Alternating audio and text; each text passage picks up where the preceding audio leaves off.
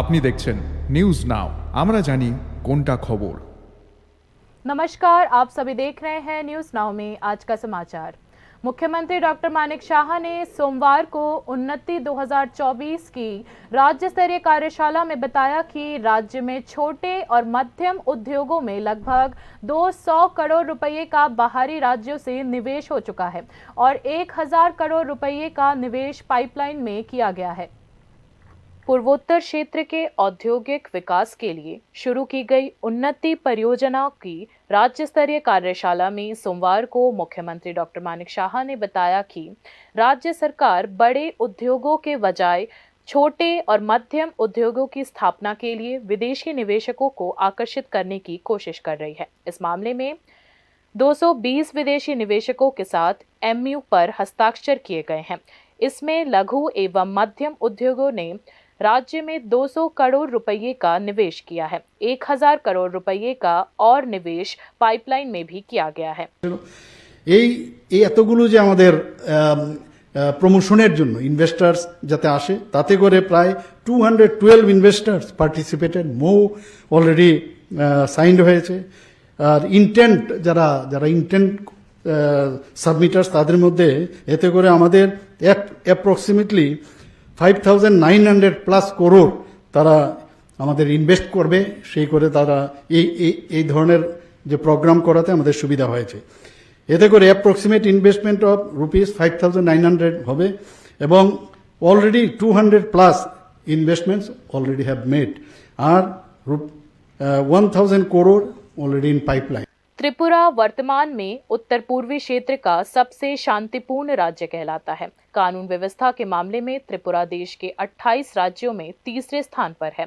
मुख्यमंत्री डॉक्टर मानिक शाह ने कहा कि राज्य सरकार द्वारा निवेशकों के लिए विभिन्न सुविधाओं और वित्तीय रियायतों के कारण राज्य के बाहर से निवेशक वर्तमान में राज्य में आ रहे हैं।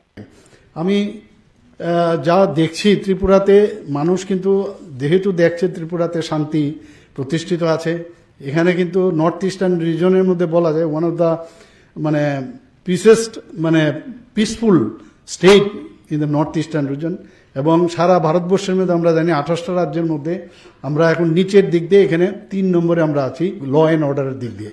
এখানে আমাদের যে সিস্টেম আছে সেই সিস্টেমে ইন্ডাস্ট্রি ডিপার্টমেন্ট থেকে একবার যে ধরনের এই ধরনের ইনভেস্টমেন্ট পলিসি বা ইনভেস্টরদের সাথে কথা বলছে, নিশ্চয়ই সেটা ফলপ্রসূ হবে। কিন্তু এর উপর আরেকটা সুবিধা হয়ে গেল যে এইবার এই যে উন্নতি 2024 সেটাও এসে গেল। তো আমাদের কাছে এটা ভীষণ একটা মানে আরেকটা পালক আমাদের टूपीते लागलो। केंद्र सरकार ने कहा है कि केंद्र सरकार की एक्ट ईस्ट पॉलिसी में शामिल उन्नति परियोजना के जरिए उत्तर पूर्वी क्षेत्र की आर्थिक वृद्धि और विकास को गति देना संभव होगा। सरकार ने बताया है कि उन्नति योजना विशेष रूप से औद्योगिक विस्तार को प्रोत्साहित करने के लिए शुरू की गई है। उन्नति योजना के तहत त्रिपुरा को B कैटेगरी में रखा गया है। उन्नति योजना के लिए रजिस्ट्रेशन 9 मार्च 2024 से शुरू हुआ और 31 मार्च 2026 तक यह जारी रहेगा। Bureau report, news now.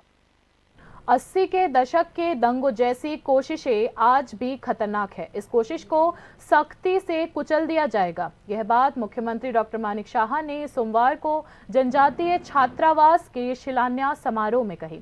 इस दिन मुख्यमंत्री डॉक्टर मानिक शाह ने रविंद्र भवन से वर्चुअल माध्यम से राज्य के 4 जिलों के 6 प्रखंडों में 26 करोड़ 60 लाख रुपए की लक्ष्य लागत से 10 छात्रावासों का शिलान्यास किया। इनमें से 6 जनजातीय लड़कों के लिए और 4 जनजातीय लड़कियों के लिए छात्रावास खोले जाएंगे। मुख्यमंत्री डॉक्टर मानिक शाह ने कहा, हमारी सरकार शिक्षा को सार्वभौमिक बनाने के लिए सुदूर गांव में जनजाति वर्ग के छात्रों को सर्वोत्तम सुविधाएं प्रदान करने के लिए प्रतिबद्ध है। बता दें कि सरकार ने PM जनमन योजना के तहत राज्य के 6 जिलों में लगभग 37 करोड़ से ज्यादा की लागत से कुल 14 छात्रावास बनाने की पहल की है। আমরা 80-র কথা যদি বলি, কিরকম একটা দাঙ্গা জনজাতি এবং জাতিদের মধ্যে করানো হয়ে গেছে আপনারা সবাই জানেন, এটা কিন্তু ভুলবার নয়। ত্রিপুরাতে মাঝে মাঝে তারও চেষ্টা করা হয়, উকি ঝুঁকি দেয়, কিন্তু আমাদের সরকার অত্যন্ত দৃঢ়তার সাথে এই ধরনের যারা চেষ্টা করবে তাদেরকে কোনো অবস্থায় রেহাই দেওয়া হবে না এবং আমরা দেইও না। আমরা চাই জাতি मंदिर के सौंदर्यीकरण पर 14 करोड़ रुपए खर्च किए जाएंगे। राज्यपाल इंद्रसेना रेड्डी नल्लू ने सोमवार को चतुर्दश देवता मंदिर का दौरा करते हुए ये बात कही। उनके साथ क्षेत्र के विधायक रतन चक्रवर्ती व अन्य भी मौजूद थे। सोमवार को मंदिर का दौरा करने के अलावा राज्यपाल ने मंदिर के देवताओं को पूजा, प्रसाद और पुष्पांजलि अर्पित की। राज्यपाल इंद्रसेना रेड्डी नल्लू ने मंदिर दर्शन के बाद कहा कि चतुर्दश देवता मंदिर राज्य के पर्यटन स्थलों में से एक है और राज्य के लोगों में इस मंदिर के देवी देवताओं के प्रति बहुत आस्था और विश्वास है और उस विश्वास को बरकरार रखने के लिए राज्य सरकार ने मंदिर के निर्माण और विकास में 14 करोड़ रुपए का काम किया जाएगा। आज कार्तिक सोमवार है, इसलिए ये 14 गॉड टेम्पल को विजिट करके भगवान का दर्शन करने के लिए आया है। ये बहुत अच्छा टेम्पल है और अपना त्रिपुरा का एक टूरिज़म स्पॉट है, इसलिए इसको गवर्नमेंट ने 14 करोड़ रुपया खर्च करके इसको डेवलपमेंट करने के लिए ऐसा है। ये 14 गॉड टेम्पल के ऊपर आम पब्लिक का बहुत विश्वास है। वो विश्वास को कायम करते हुए इसको डेवलप करने के लिए गवर्नमेंट प्रोग्राम लिया है। जस्टिस संजीव खन्ना ने देश के 51वें मुख्य न्यायाधीश के रूप में शपथ ली। न्यायमूर्ति खन्ना ने 50वें मुख्य न्यायाधीश DY चंद्रचूड़ का स्थान लिया है। जस्टिस संजीव खन्ना उन चंद लोगों में से है जो हाई कोर्ट के मुख्य न्यायाधीश बने बिना ही सुप्रीम कोर्ट के मुख्य न्यायाधीश बन गए हैं। सोमवार को संजीव खन्ना ने देश के 91वें मुख्य न्यायाधीश के रूप में शपथ ली। इस दिन राष्ट्रपति द्रौपदी मुर्मू ने तय कार्यक्रम के मुताबिक सुबह 10 बजे राष्ट्रपति भवन में उन्हें शपथ दिलवाई। जस्टिस खन्ना ने देश के 50वें मुख्य न्यायाधीश DY चंद्रचूड़ का स्थान लिया है। वे अगले 6 महीने तक देश की न्यायपालिका के शीर्ष पर रहेंगे। मुख्य न्यायाधीश संजीव खन्ना 13 मई 2025 को सेवानिवृत्त होंगे। न्यायमूर्ति संजीव खन्ना ने अपने करियर की शुरुआत दिल्ली की जिला अदालत में एक वकील के रूप में की थी। बाद में वे दिल्ली उच्च न्यायालय के वकील बने। 2004 तक संजीव खन्ना आयकर विभाग के वरिष्ठ वकील थे। उन्हें 2005 में दिल्ली हाई कोर्ट के अतिरिक्त न्यायाधीश के रूप में नियुक्त किया गया था। 2006 में न्यायमूर्ति संजीव खन्ना को स्थायी न्यायाधीश के रूप में नियुक्त किया गया। जस्टिस खन्ना को 18 जनवरी 2019 को सुप्रीम कोर्ट के जज के रूप में नियुक्त किया गया था। संजीव खन्ना उन कुछ लोगों में से है जो हाई कोर्ट के मुख्य न्यायाधीश बने बिना ही सुप्रीम कोर्ट के न्यायाधीश बन गए हैं। वह संविधान के अनुच्छेद 370 को निरस्त करने से संबंधित मामले में सुप्रीम कोर्ट की संवैधानिक बेंच के न्यायाधीशों में से एक थे। इसके अलावा जस्टिस खन्ना चुनावी बॉन्ड, दिल्ली के मुख्यमंत्री अरविंद केजरीवाल की जमानत समेत कई अहम मामलों में सुप्रीम कोर्ट की बेंच का हिस्सा रहे हैं। इसी साल अगस्त में उनकी बेंच ने मुंबई के एक कॉलेज में छात्रों के बुर्का हिजाब पहनने पर प्रतिबंध से जुड़े मामले की भी सुनवाई की थी। उनकी बेंच ने कॉलेज अधिकारियों के दिशा निर्देशों पर सवाल उठाते हुए आंशिक रोक लगा दी थी। Bureau report, news now. वानी विद्यापीठ स्कूल में इंडस्ट्रीज एंड कॉमर्स विभाग के सीनियर कंप्यूटर असिस्टेंट पोस्ट की एग्जाम में मोबाइल फोन के साथ हॉल में प्रवेश करने पर एक एग्जाम कैंडिडेट को गिरफ्तार कर लिया गया है। यह मामला परीक्षा के दौरान इन्विजिलेटर ने पकड़ लिया और कैंडिडेट को तुरंत गिरफ्तार कर लिया गया और इस संबंध में पश्चिम अगरतला पुलिस स्टेशन में शिकायत दर्ज की गई। शिकायत के आधार पर पश्चिम अगरतला पुलिस स्टेशन में आरोपी के खिलाफ BNS and the public examination prevention of unfair means act की धारा 10 के तहत मामला दर्ज किया गया है। সেখানে একটি মোবাইল ফোন বার করে সে মোবাইলের সহযোগিতা নিয়ে সে পরীক্ষা দেওয়া শুরু করেছে। সঙ্গে সঙ্গে যারা ইনভিজিলেটর ছিল, যারা ডিউটিতে ছিলেন, তারা তাকে হাতে নাতে ওকে ধরে এবং তাদের তরফ থেকে একটি লিখিত সুনির্দিষ্ট অভিযোগ একটি করা হয় থানাতে ওর এই বিষয় নিয়ে, এবং তার কেস নাম্বার হচ্ছে 136/2020।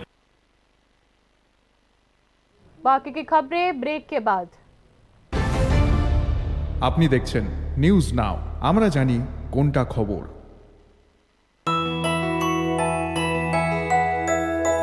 স্বাদে ভরা ঘিয়ের সুবাস লংতরায়, কি ভালো খেতে।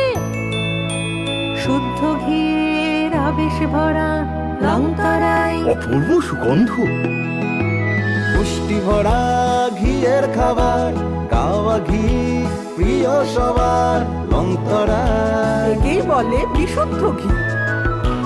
বিশুদ্ধ ঘি নাম মনে রেখো লংতরায়। লংতরাই ঘি রোজ খাবারে তোমাকে চায়। Longtharai Longtharai Longtharai. Step into the realm of Assam Downtown University, where we encourage success, experience the pinnacle of academic excellence, and live your best days. আপনি দেখছেন নিউজ নাও, আমরা জানি কোনটা খবর। आगे की खबरें कुछ इस प्रकार है।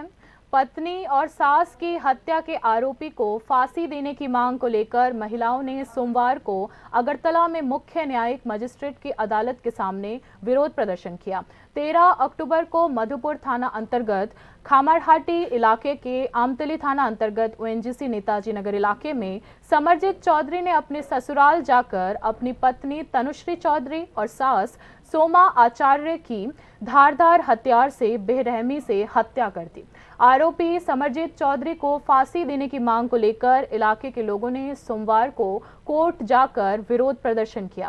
मृतक के परिजनों ने समरजीत चौधरी पर उसकी पत्नी तनुश्री चौधरी को लंबे समय से शारीरिक और मानसिक रूप से प्रताड़ित करने का आरोप भी लगाया है। আমি সরকারের কাছে এই কাছে আইনজীবীর কাছে মানে আইনের কাছে আমি আবেদন করতেছি যে যাতে তার সাঁতারা ফাঁসি হয় না। দীর্ঘদিন ধরে বিচার করাইছে আমার নাতিনদের, সে আগুন লাগাই দিছে, করছে সব কিছুকে অত্যাচার করে সে মার কাছে আইছিল, মার কাছেও বাঁচতে পারে নাই, সে মারও মার্ডার করছে। তারও रहस्यमय ढंग से लापता युवक का शव बरामद हुआ। मृत युवक का नाम रौनी लश्कर है, जो खेजूर बागान में काम करने वाला 25 वर्षीय दिहाड़ी मजदूर था। परिवार का आरोप है कि उसकी हत्या कहीं और की गई थी और उसे यही उसके इलाके में लाकर छोड़ दिया गया। एनसीसी थाने की पुलिस घटना की जांच कर रही है। पिछले 6 नवंबर को छठ पूजा की रात रौनी लश्कर अपने घर से लापता हो गया था। परिजनों के मुताबिक वह पड़ोस के रंजन राय के साथ कहीं जाने के लिए घर से निकला था। उसके बाद वह घर नहीं लौटा। 2 दिन तक तलाश करने के बाद एनसीसी थाने में गुमशुदगी की रिपोर्ट दायर की गई। रविवार को दुर्गंध आने पर इलाके के लोगों ने पास की खाली जगह में रौनी का शव देखा और थाने को जल्द से जल्द सूचना दी। रौनी की मौत के लिए उसके परिवार वाले रंजन रॉय पर शक कर रहे हैं। रंजन रॉय रौनी के रिश्ते में मामा बताए जा रहे हैं। থানা এনসি থানাত আমরা মিসিং ডায়েরি করছি, জিডি এন্ট্রি করছি, করার পরে আমরা ফটো মোটো দিয়া ফেসবুকও ছাড়া হয়েছে। ছাড়ার পরে আমরা তারে আর কোনো মতো পাই না। আজকে হঠাৎ করে এনে গন্ধ বেরিয়েছে। গন্ধ বেরোর কারণে সবাই পাড়ার প্রতিবেশী সবাই বলতেছে কি এর গন্ধ, কি এর গন্ধ। তো সবাই চেক করছে, চেক করে দেখে কি এখানে একটা বডি পাওয়া গেছে। तो बॉडी पावर से सबाई चेक करছে, দেখছে ওরই বডি। एनसीसी थाने के एक पुलिस अधिकारी ने बताया कि जब इलाके के लोगों ने रौनी लश्कर का शव देखा और थाने को सूचना दी तो पुलिस ने आकर शव की पहचान की और उसे पोस्टमार्टम के लिए अस्पताल भेज दिया। 10:15টার দিকে আমরা থানাতে একটা ফোন আছে, তারপরে ফোনে কয় যে একটা এখানে বডি পাওয়া গেছে। এখানে খেজুর বাগান হয় সাহাপাড়ার দিকে। তো ওইখানে লোকেল ওই ছেলেটা তো কিছুদিন আগে 8 তারিখে গত 8 তারিখে তারা মিসিং এন্ট্রি করেছে। 6 তারিখ থেকে ছেলেটা নাকি মিসিং। তারপরে তারা আজকে 2-1 দিন ধরে তারা গন্ধ পাইতেছে। তারপরে আজকে ফাইনালি তারা একটা বাড়ির সীমানার কোনাতে তারা বডিটা পাইছে, পাওয়ার পর থানাতে ফোন করছে। अब देखना यह है कि शहर के मध्य में खेजूरबागान जैसे व्यस्ततम और घनी आबादी वाले इलाके में हुई रौनी लश्कर हत्याकांड के रहस्य को उजागर करने और असली दोषियों को गिरफ्तार करने में राज्य पुलिस प्रशासन क्या भूमिका निभाती है। Bureau report, news now. बेईमान व्यापारियों के एक समूह ने रेल बंद होने की अफवाह फैलाकर दैनिक आवश्यक उत्पादों और सब्जियों की कीमतें बढ़ा दी है। कच्चे माल के अलावा आलू और प्याज की कीमत भी अपने मार्जिन के हिसाब से बढ़ा दी है। बाजार में प्रशासनिक अभियान के चलते हुए भी आम खरीदारों की जेबें खाली हो रही हैं। न्यूज़ नाउ की यह खास रिपोर्ट इसी मुद्दे पर है। भले ही त्योहारी सीजन खत्म हो गया है, लेकिन कीमतों में बढ़ोतरी के रुझान में कोई कमी नहीं आई है। सब्जियों के दाम 100 रुपये प्रति किलो से कम ही नहीं हो रहे हैं। सिर्फ 7 दिनों में आलू की कीमत 35 रुपये से बढ़कर 45 रुपये प्रति किलो हो गई है। प्याज की कीमत में बढ़ोतरी आते हुए प्याज 45 रुपये से 80 रुपये प्रति किलो हो गया है। त्रिपुरा वासियों ने पहले भी काफी ऊंचे दाम पर प्याज जरूर खरीदे हैं, लेकिन आम लोगों का अब ये कहना है कि उन्होंने इतने ऊंचे कीमत पर आलू कभी नहीं खरीदे हैं। पिछले कुछ दिनों से आलू और प्याज के दाम इतने बढ़ गए हैं कि संबंधित विभाग और प्रशासन इस बात से अनजान होने का दिखावा कर रहे हैं, लेकिन न्यूज़ नाउ आम लोगों के हित के लिए चुप नहीं बैठेगा। अगरतला शहर के मुख्य बाजारों की ताज़ा स्थिति देखने के बाद न्यूज़ नाउ की जांच रिपोर्ट में यह मामला सामने आया। बाजार में कुछ बेईमान व्यापारियों ने रेल बंद की अफवाह फैलाकर मनमर्जी की कीमत वसूलनी शुरू की है। खासकर बेईमान व्यापारी पेट्रोल राशनिंग की खबरों का हवाला देकर सब्जियां और आलू प्याज बेचने के लिए अपने हिसाब से कीमतें वसूल रहे हैं, लेकिन छोटे और मझोले व्यापारी थोक विक्रेताओं पर उंगली उठा रहे हैं। छोटे और मझोले व्यापारियों की शिकायत यही है कि बड़े व्यापारियों को संगठनों त्योहार के नाम पर बड़े पैमाने पर ग्राहकी के बदले बाजार पर नियंत्रण करने का अधिकार मिल जाता है, और कहीं ना कहीं सभी को यही लग रहा था कि त्योहारी सीजन के कारण बाजार में कीमतों की उछाल है, जो कि कुछ दिनों बाद कम हो जाएगा। लेकिन त्योहार के बाद भी बाजार में सब्जियों की कीमतों में कमी के आसार नहीं दिखाई दिए। वहीं अन्य वर्षों में सर्दी का एहसास आम लोगों के मन में थोड़ी खुशी लेकर आता था, क्योंकि कम से कम 1-2 महीने तक सब्जियों के दाम नियंत्रण में होंगे, यही सोचकर लोग काफी खुश रहते थे। इस बार उनके उम्मीदों पर पानी फिर गया है। उल्टा बाजार में तनाव का माहौल है। सब्जियों के दाम हर दिन ऊपर नीचे हो रहे हैं। एक ही दिन में सुबह और दोपहर के बाजारों में कीमतों में काफी अंतर दिखाई देता है। सोमवार को विभिन्न बाजारों में बैंगन की औसत कीमत 100 रुपये से 120 रुपये प्रति किलो थी। पतला बैंगन 80 रुपये, करेला 100 रुपये, परवल 100 रुपये, बीन्स 250 रुपये, भिंडी 100 रुपये, फूल गोभी 120 से 140 रुपये, पत्ता गोभी 80 रुपये थी।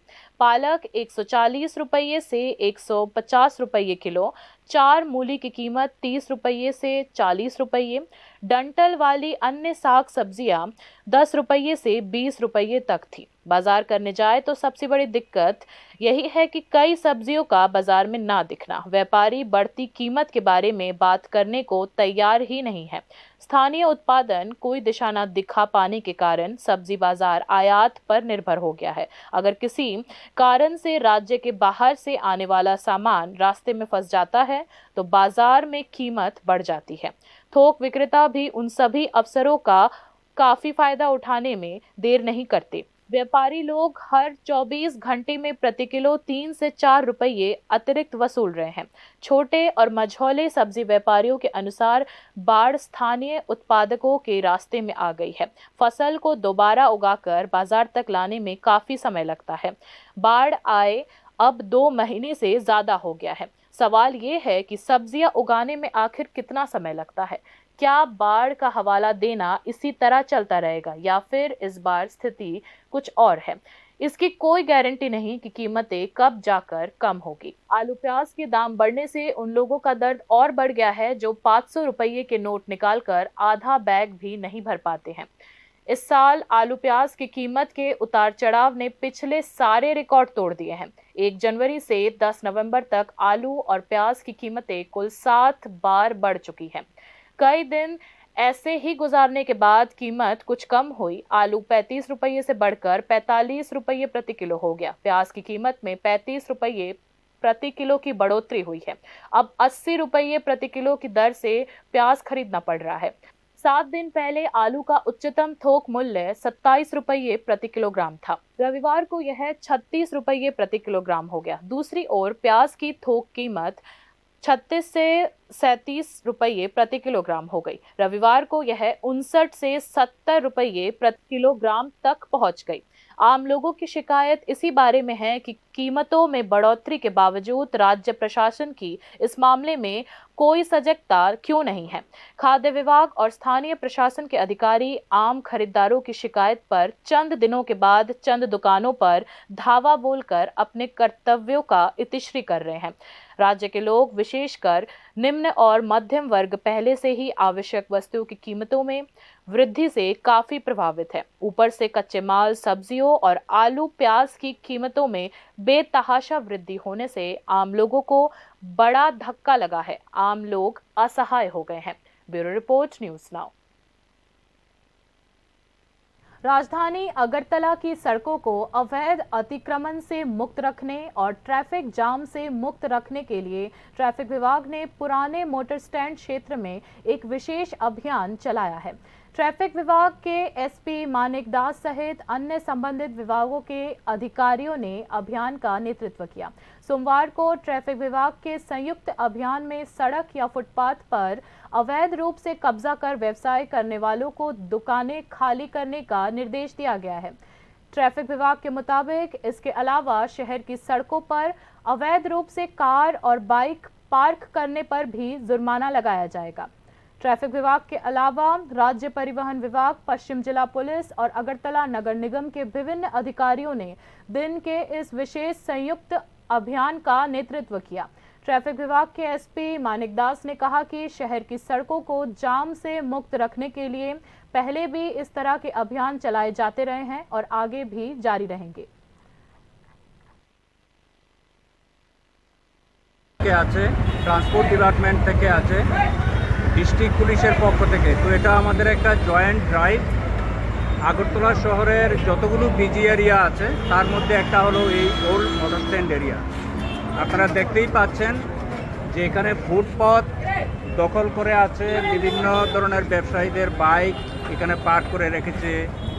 কিছু কিছু আনঅথরাইজড লোক এখানে ব্যবসার নামে এখানে ফুটপাথ দখল করে বসে আছে, রাস্তা দখল করে বসে আছে। তো ট্রাফিক রিলেটেড অনেক ইস্যু এখানের মধ্যে আছে। আজকে আমরা ওয়ার্নিং দিচ্ছি। राज्य के एडवोकेट जनरल सिद्धार्थ शंकर दे ने इस्तीफा दे दिया। उनके इस्तीफे के बाद शक्तिमय चक्रवर्ती एडवोकेट जनरल का कार्यभार संभालेंगे।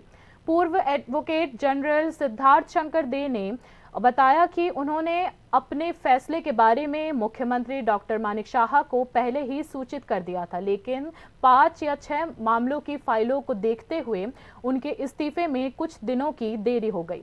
विभिन्न मीडिया रिपोर्ट्स के अनुसार कुछ कानूनी मुद्दों पर त्रिपुरा कानून विभाग के वरिष्ठ अधिकारियों और वरिष्ठ नौकरशाहों के साथ तनावपूर्ण संबंधों के कारण सिद्धार्थ शंकर दे ने इस्तीफा दे दिया।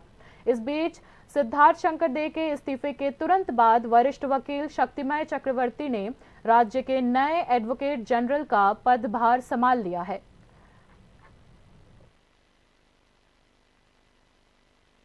बाकी न्यूज अपडेट्स के लिए देखते रहिए न्यूज़ नाउ। शुभ रात्रि।